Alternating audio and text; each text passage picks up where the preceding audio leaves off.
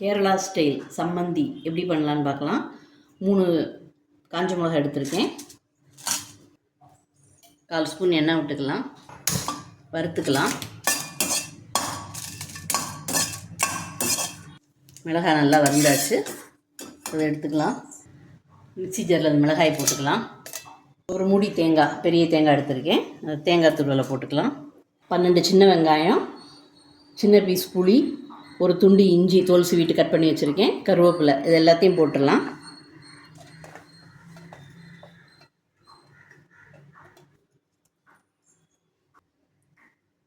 இது ஒரு 1/2 spoon Kashmiri chilli powder போட்டுக்கலாம்.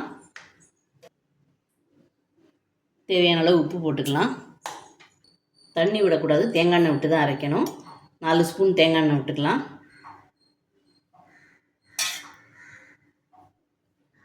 அரைச்சின்னு வந்துடலாம்.